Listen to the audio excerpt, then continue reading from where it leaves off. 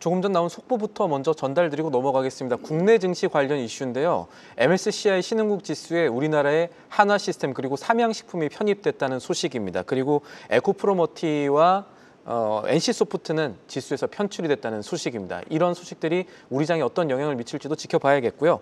다시 본론으로 들어가겠습니다. 미중 간 첫 스위스 관세 협상의 디테일이 속속 밝혀지면서 이 여러 가지로 어려웠던 가운데 속에서도 1차 합의를 내놓는데 결정적인 역할을 했던 것이 섀도우 리저브라고 합니다. 섀도우 리저브라고 하면 조금 생소한 용어일 수도 있는데요. 오늘은 이 문제를 중심으로 알아보는 시간 마련했습니다. 도움 말씀에 한상춘 한국경제신문 논설위원 자리에 있습니다. 위원님 안녕하십니까? 네, 안녕하십니까?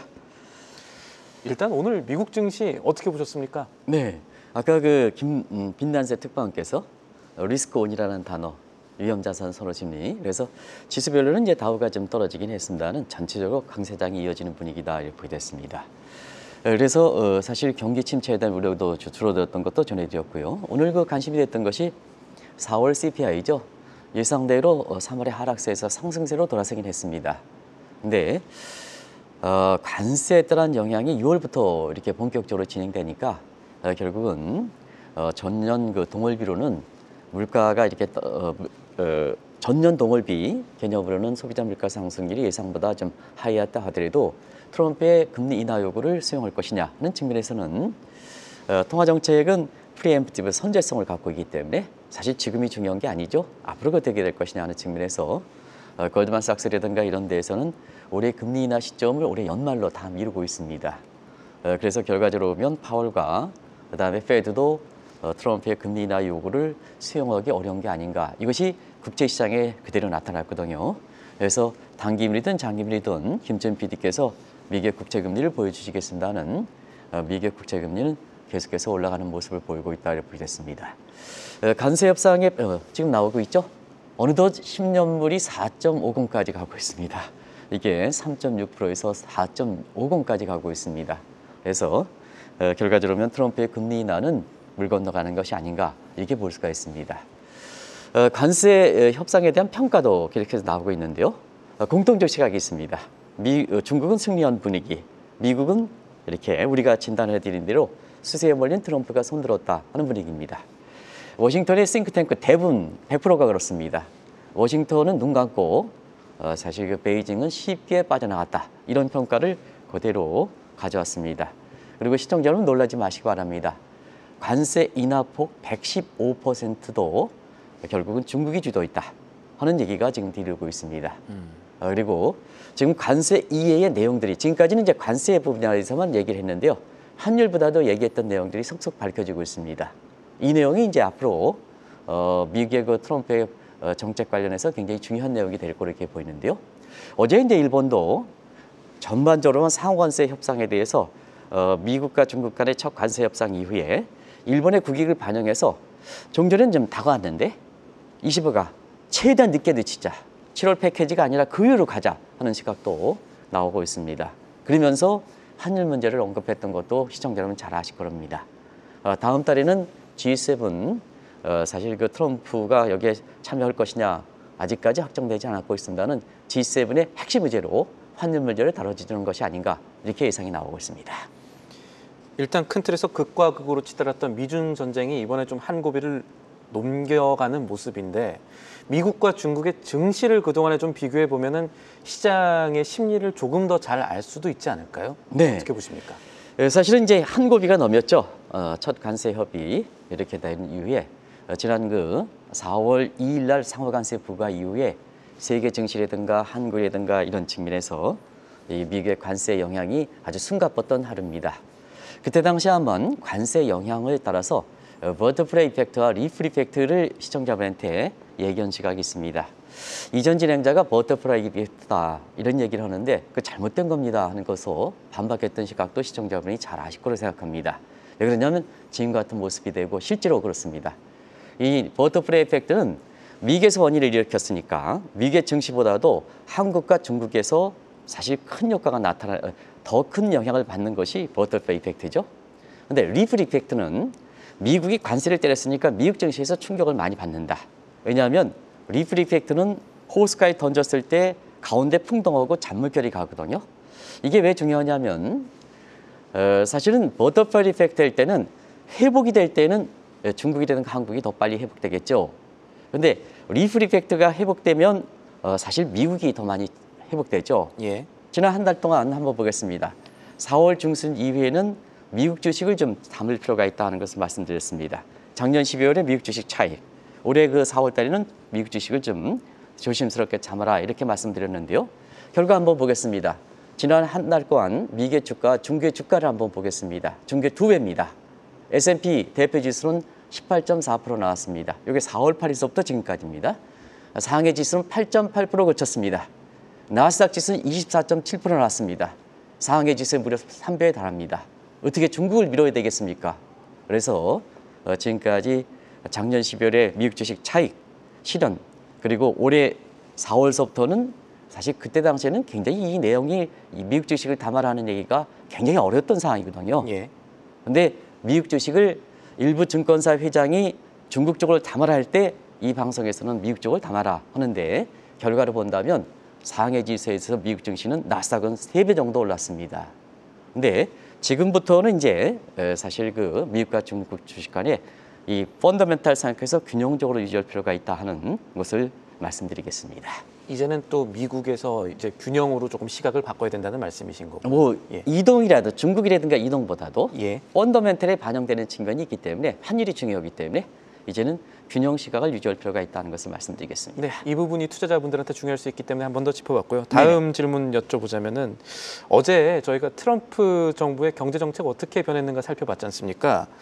그런데 이제 또 하나 봐야 될 거는 이제 아까 서두에 말씀하신 대로 협상 결과에서 나온 세부 내용을 가지고 앞으로를 진단하는 것도 굉장히 중요한 일 아닐까 싶은데 어떻게 봐야 될까요? 네, 사실 이번에 잘 알려진 관세에 너무 초점이 돼 있기 때문에 환율 문제라든가 이런 게 지금 이렇게 관심이 좀 적었습니다. 예. 그런데 이번에 이렇게 보면 미중 첫 관세 협상 이후에 환율 문제 언급도 심도 있게 했던 거로 뒤늦게 나오고 있습니다.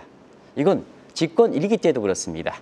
집권 1기 때 사실 미중 간의 첫 관세 협상과 비슷한 결과가 나오지 않느냐. 그러면 뭐냐? 앞으로도 이 문제가 나올 수가 있다는 얘기입니다. 그때 당시를 비교해 보겠습니다. 당시 관세율도 첫 부과된 수준의 절반 정도는 싹 잘랐습니다. 그 대신에 위안화 절상을 유도했거든요. 이게 이제 그런 과정에서 보면 그것이 상하이 미력이다. 시청자 여러분 잘 아실 거로 생각합니다. 그러면 자 미국과 중국 간의 첫 관세 이후에 위안화 환율은 지금 어떻게 될 거가 하는 것을 보면 미중 간 그 첫 관세 협의에 중국 인민은행 측에서 예. 위안화를 절상 고시했습니다. 김천 PD께서 이렇게 어제 위안화 절상에서 영내 시장은 7.1로 위안화 절상 고시를 했습니다. 원달러 환율 말고요. 위안화 환율을 보여주시기 바랍니다. 위안화 환율이 이렇게 해서 지금 7.19로 환율이 내려갔다는 것은 절상 고시했다는 얘기죠. 그래서 그와 비슷한 상황이 지금 전개되고 있다고 볼 때 있습니다. 그렇다 보면 자 집권 1기 때는 상하 미력입니다. 집권 2기 때는 이번에 제2의 상하이 미력에 해당되는 제네바 미력이 있었는 것이 아닌가 이런 추측이 나올 수가 있습니다. 많은 사람이 제2의 프라자 합장이니까 이 대목도 정치를 읽을 때 굉장히 중요한 요인이거든요. 이런 과정에서 보면 이번에 그 중국의 의도대로 첫 관세 협의에 사실 그 합의가 된 데에는 중국이 이제 승리한 관세 합의의 가장 결정적 기회가 뭘까? 이게 바로 섀도우 리저브다. 뒤늦게 밝혀지는 겁니다. 이 섀도우 리저브를 지금부터 새롭게 공부하시길 필요가 있지 않냐 생각합니다. 저희 화면에서도 이제 빨간 글씨로 섀도우 리저브라고 나오고 있고 앞으로 미중 간 관세 협상의 의미를 이해하는데 섀도우 리저브가 정말 중요한 거라고 한다면 일단 조금은 생소한 섀도우 리저브가 무엇인지 좀 잘 짚어봐야 될 것 같습니다. 네, 섀도우 리저브는 섀도우 캐비넷을 연상시켜서 그 섀도우를 보시면 되겠습니다. 결과적으로 보면 우리가 외환보유고는 법정 이렇게 외환보유고가 있죠. 그다음에 제2선 통화라고 해서 사실 법정 외환에 들어가지 않지만 실질적으로 법정 통화에 해당되는 것이 각종 스왑에서 맺은 겁니다. 예. 자막에서 이렇게 다시 한번 보여드리겠습니다. 그래서 법정 외환보유고는 우리나라 외환보유가 4,100 달러다 이렇게 중앙은행이 보유한 외화를 통칭한다 이렇게 보게 됐습니다. 제2선 자금은 한국과 미국 간에, 한국과 일본 간에, 한국과 인도네시아 간에 통화서의 협정 이것이 바로 언제든지 꺼냈을 수 있기 때문에 2선 외환이다 이렇게 보시면 되겠습니다. 그런 과정에서 자 지금 새롭게 나오는 섀도우 리저브는 비공식 외환 보유고를 통칭한 용어다 하는 것을 말씀드리겠습니다. 이게 왜 이렇게 주목받냐면 이 용어 자체가 집권 1기 때 1차 무역 협상 때 당시의 재무차관보인 브래드 셰어가 얘기해서 그렇습니다. 브래드 셰어가 얘기해서 그렇습니다. 너무나 상황이 비슷하죠. 그때 당시에 미 재무부 차관이 브래드 셰어가 얘기했습니다. 그러면 중국은 사실 섀도우 리저브가 뭐가 될까? 해외에서 돈 벌어가지고 중국에 송금하지 않는 것. 이게 이제 미송한 사실 달러가 되겠죠. 그리고 인민은행 이외 사람들, 그러니까 비공식 이하다. 그다음에 중국의 기득권이 갖고 있는 이런 외화를 통칭한다 이렇게 부르됐습니다. 그러면 이런 건 우리나라도 있는데 왜 중국에서 이렇게 문제가 될 수 있을까 하는 것은 중국은 사회주의 국가입니다. 동원령 내리면 언제든지 외화로 쓸 수가 있기 때문에 이렇게 사실 그 브래드 셰어가 이 분야가 굉장히 중요하다 하는 것을 말씀을 드렸는데요. 집권 이길 때도 미중 합의 이후에 사실 섀도우 리저브 항방에 대해서 위안화 절상 카드로 이것이 나오는 게 아니냐 하는 측에서 나중에 위안화 환율을 그때 당시와 지금과 비교해서 한번 말씀드리려고 하겠습니다. 그래서 시청자분은 앞으로 이 섀도우 리저브 개념, 중국의 섀도우 리저브 개념은 계속해서 환율 문제가 얘기될 때 계속해서 나올 수 있는 용어다 하는 것을 말씀드리겠습니다.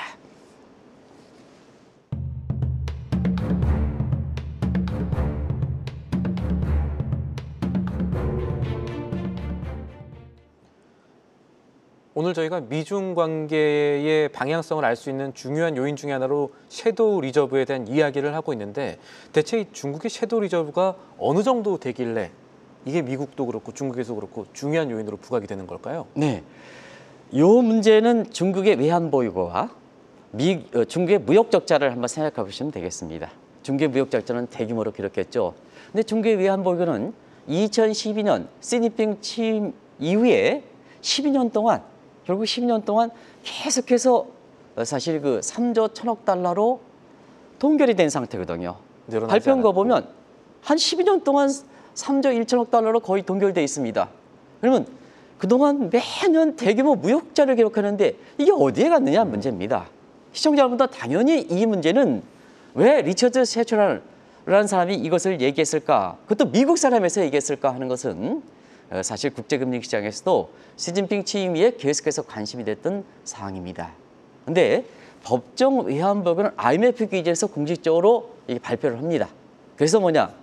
사실 우리나라의 4,100, 그다음에 중국의 3천억, 3조 달러 이렇게 알려주고 있는데요. 섀도우 리즘은 말 그대로 정확한 규모는 추정할 수가 없습니다. 그런데 파이낸셜 타임스가 최근에 이게 문제가 될 수 있다 하는 측면에서 사실 세계적으로 가장 유력한 파이낸셜 타임스가 이 규모를 얘기했습니다. 그래서 중국의 내부 시장만 2조 5천억 달러를 가지고 있다. 놀라지 마시기 바랍니다. 2조 5천억 달러입니다. 그리고 대만과 말년과 중국과 같은 역외 시장에서도 5천억 달러를 갖고 있다. 그럼 한번 계산들을 해보겠습니다.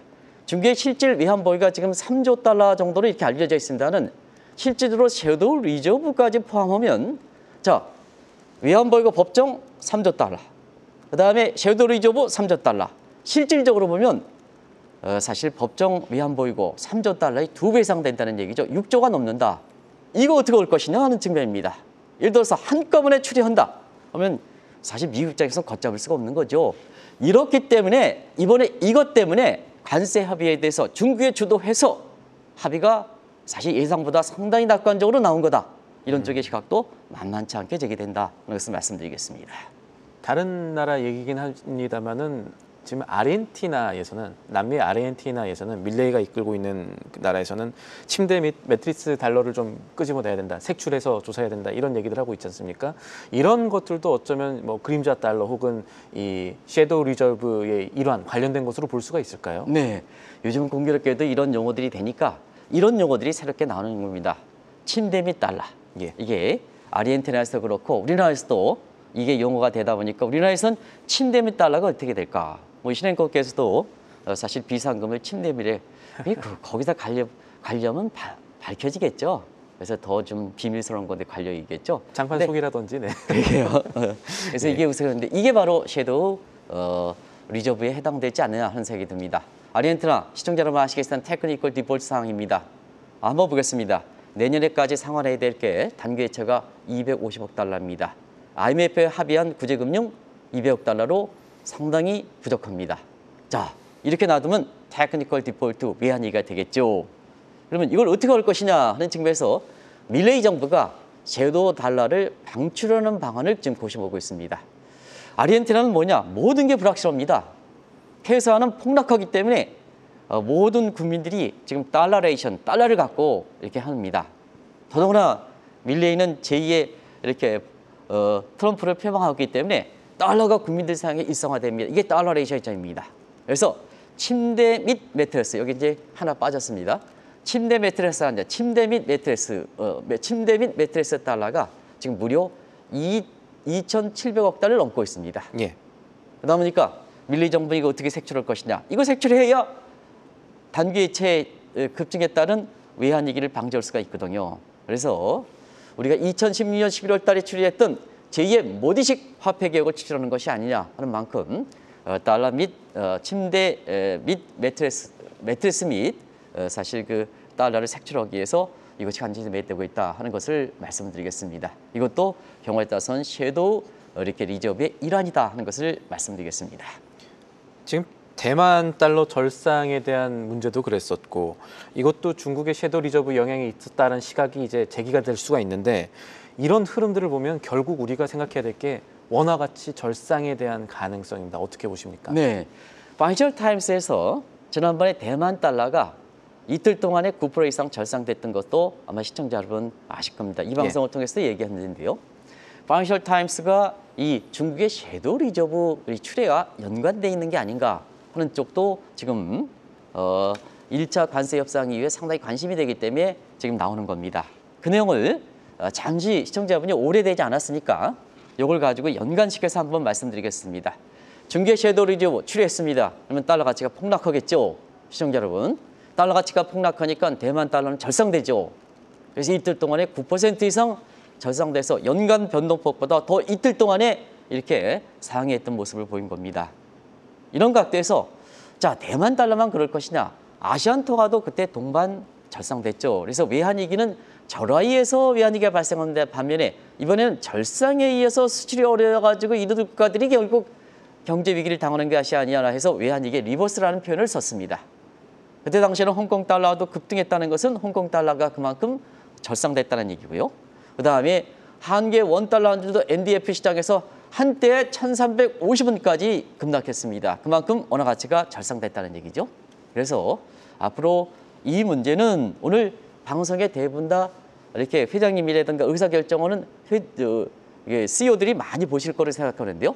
이 섀도우 리저브가 출해할 때마다 원달러 환율이 급락하는, 다시 말하면 달러 가치가 급락하는, 그래서 원화가 절상되는 이 국면이 반복될 수 있을 것이다 하는 측면에서 기업의 경영 여건이라든가 한국에는 지금 정책적으로 공백 상태가 있습니다. 우리 정책 당국자들, 외환 당국자들도 굉장히 주목해서 보실 필요가 있다. 그리고 어제도 말씀드렸습니다는 사실 한미 이렇게 무역협상 대표단에서는 환율 문제에 대해서 원화 절상에 대해서 이렇게 대폭적으로 완충시키는 이게 제1의 주제가 될 것이다 하는 것을 다시 한번 좀 촉구해드리겠습니다. 말씀하신 대로 환율 문제라는 것이 투자 문제이기도 하지만 기업들의 생존이 걸린 문제일 수도 있기 때문에 이게 중요한 것이고 그래서 조금만 더 하나 질문을 더 하자면 앞으로 있을 미중 정상회담에서 이 섀도우 리저브 문제가 핵심 의제가 돼서 환율이 좀 변하거나 움직일 가능성이 있다고 보십니까? 충분히 있습니다. 1차 합의 당시, 집권위기의 합의 당시에 사실 위안화 환율 가지고 한번 말씀드리겠습니다. 집권위기 때 상하이 미력이 비교적 잘 지켜졌습니다. 그때 위안화의 스위스팟이 달러당 6.5 위안입니다. 예. 자, 1차 무역 합의 때 직후에 이때 7.1 위안이었습니다. 지금과 너무나 비슷하죠. 근데 1년 후에는 놀라지 마시기 바랍니다. 위안화가 뽀찌선도 뚫리고 6.5 위안 밑으로 떨어졌습니다. 자, 그러면 7.1에서 6.5 위안이면 원화와 위안화의 상관계수로 본다면 위안화 환율이 떨어지면 원달러 환율도 크게 급락하는 현상이 되는 거죠. 그러면 집권위기 때는 자 지금은 국제통화제도가 넌 시스템 제도이기 때문에 사실 중국과는 합의가 이루어질 수가 없습니다. 그래서 미락이라는 표현을 쓰고 있습니다. 그래서 말하려고 합의보다는 말하려고 미락이 나온다 이렇게 본다면 자 지금 어제 고시가 7.19입니다. 그러면 일기 때 6.5 위안까지 떨어진다면 원화와 위안화 간의 상관계수가 지금 0.80입니다. 원달러인지 급락하는 거죠. 미국이 무역 적자 이렇게 해소 차원에서 달러당 1,250원이 미국 측에서는 적정 수준이다. 너무나 유사하지 않습니까? 너무나 유사하지 않습니까? 그래서 앞으로 원달러 환율 문제는 섀도우 리저브의 출현 문제 중국 것, 그다음에 미란 보고서에 사실 원달러 환율 생각하는 부분, 이 부분과 같이 해서 사실 원달러 환율 부분을 생각하셔야 되지 않겠냐 하는 이런 생각이 듭니다. 이 대목은 앞으로 한미 간 관세 협상에서 지금 국장단이 이렇게 우리가 가고 있습니다는 이 대목에 있어서는 정말로 우리 기업을 생각해서 이걸 완충시켜야 된다 하는 걸 말씀드리고, 지금 한국 경제가 역성장했습니다. 많은 국가들이 잠재 성장까지 기로 성장으로 떨어뜨릴 거로 보고 있습니다. 그나마 수출이 버티고 있습니다. 근데 관세에 따라서 한국이 가장 충격을 많이 받아서 5월 달 들어서 한국의 대미가 수출 증가율이 20%대로 급락하고 있습니다. 여기에 원달러 환율이 이렇게 떨어져서 수출마저 어려우면 한국 경제 어떻게 되겠습니까? 아마 6월 초에 들어오는 새로운 정부 누가 되든 간에 가장 이슈가 될 거로 이렇게 보기 때문에 이 문제에 대해서 완충시켜야 되는 것이 한국 경제 사활과 걸려 있다. 기업에 고사하고 갈려 있다 하는 것을 말씀드리도록 하겠습니다. 네, 알겠습니다. 오늘 말씀은 여기까지 듣도록 하죠. 지금까지 한국경제신문의 한상춘 논설위원이었습니다. 감사합니다. 네. 계속해서 다양한 경제 이슈를 알고 싶다면 구독과 좋아요, 알림 설정 부탁드립니다. AI 캐스터 권미정이었습니다.